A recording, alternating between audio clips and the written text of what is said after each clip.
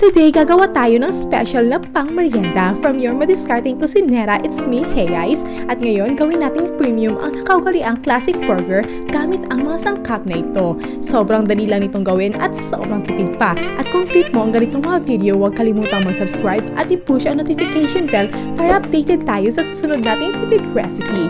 At ngayon, magsisimula na tayo.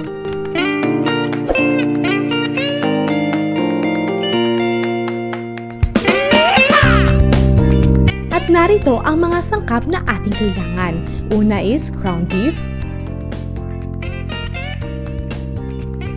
then lettuce, white onion, at kamatis. I-slice lang natin. Itong tatlong sangkap talaga ang nagpapa-special sa ating burger. At ito yung parang deluxe burger sa Jollibee, pero mas makakatipid lang tayo dito dahil tayo mismo ang gagawa.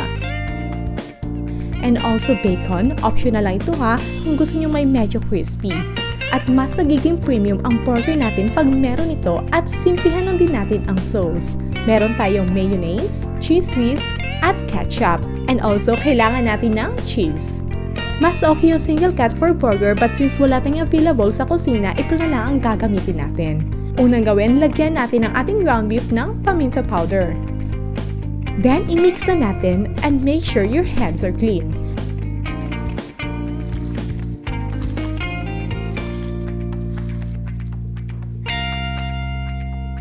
Then, kukuha tayo ng tig-isang scoop para sa ating patties.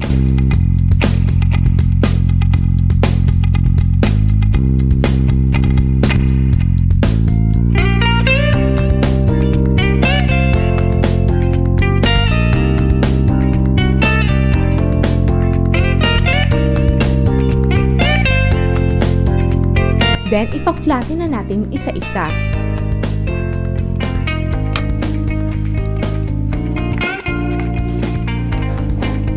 Saka lagyan ng asin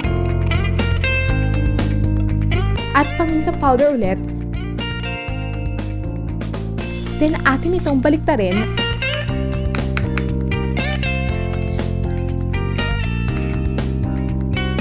at lagyan ulit ng salt and pepper. Pwede nyo ding ihalo ang asin bago i-scoop, so kahit ano lang, but I prefer it this way. At eto na, ready na ang ating mga patties. And also, pag meron kang bacon, isisin nyo lang din ng salt and pepper.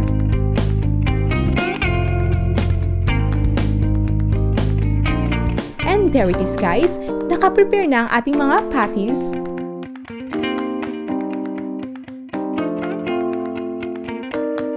Bacon, again this is optional.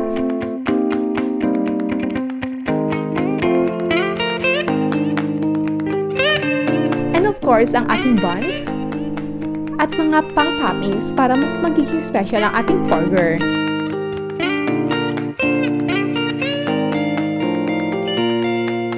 Meron din tayong cheese at mga sauce. Since wala tayong single cut na cheese, medyo pricey at ito lang din ang available sa akin, so ika-cut lang natin ito into squares. Hatiin muna natin ito into half. Ito na guys, hatiin pa natin ito ng pa-flat, at least dito masave mo yung half ng cheese.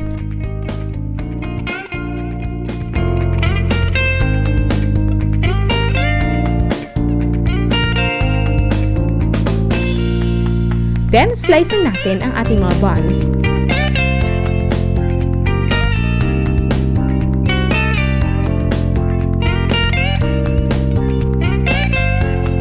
At ayan na, ready to cook na ang ating mga sangkap. Sa ating grilling pan, iluluto na natin ang ating patties. May residue na ng unang batch na ating patties dyan sa pan dahil second batch ko na itong dalawa. Then, ipa-flatten na natin dahil medyo makapal ang ating nagawang patties.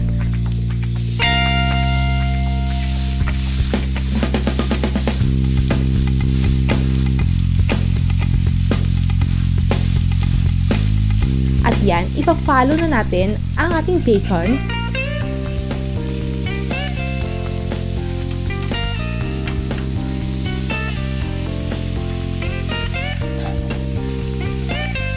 And wait for a few minutes to cook. Then, baliktarin na natin isa-isa.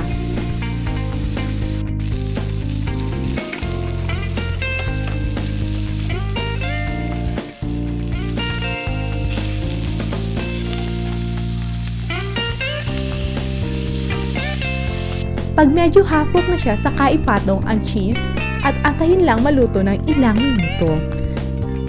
So while waiting, prepare na natin ang ating mga sauce. Simplihan lang natin, lagyan natin ng mayo each bowl, then haluan ng Cheesewhiz ang isa, at ang kabila naman ay lagyan natin ng ketchup.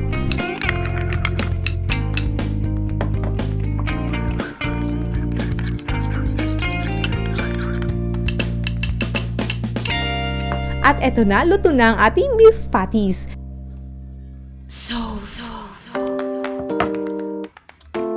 Next is, i-prepare na natin ang ating buns. At medyo itusta lang natin ito sa ating pan. Lagyan ng butter. Then, atin itong baliktarin. Huwag lang pasobrahan na para tititigas ang ating buns.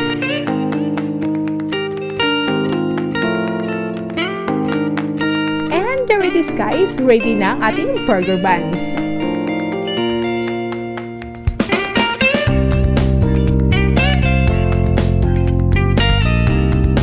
At lalagyan na natin ng sauce. Una nating lagay ang mayo at ketchup. Saka ilagay ang patties and cheese. Then, lagyan natin ng lettuce. Just add more if you want. Then, lagyan na natin ng kamatis. Then, top it off with white onions.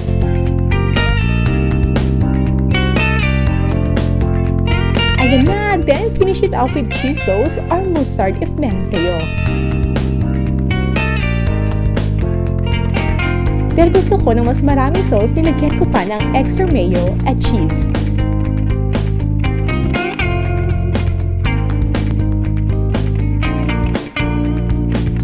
Ayan na, ready to serve na ang ating messy burger. Talaga itsura pa lang, sobrang matatakam ka na. Ang daling gawin, di ba? Ang maganda dito sa homemade, bukod sa nakakatipid ka na, makakarami ka pa.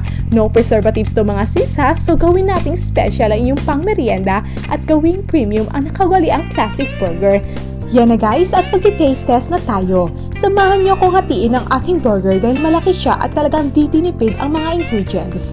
Kaysa bibili pa tayo ng isang serve lang ito na aabot sa 100 plus for each burger. Dito is marami na tayong magagawa at ani sa sangkap pa. Kaya na guys, talagang sobrang meaty ng ating patties. Wala itong halong harina or preservatives. Ang maganda sa homemade is anli ka sa sauce na ilalagay. Yan, sa 5 naluto talagang isa na lang naiwan kasi sa sobrang sarap, di na kami nakapag-antay pa, kanina pa nilalaway. Kaya sa team mga momshies dyan na gustong kumain ng special burger pero nagtitipid, well, itry nyo itong easy burger recipe ala Jollibee. Ilalagay ko sa description box below ang kompletong listahan ng ating ingredients.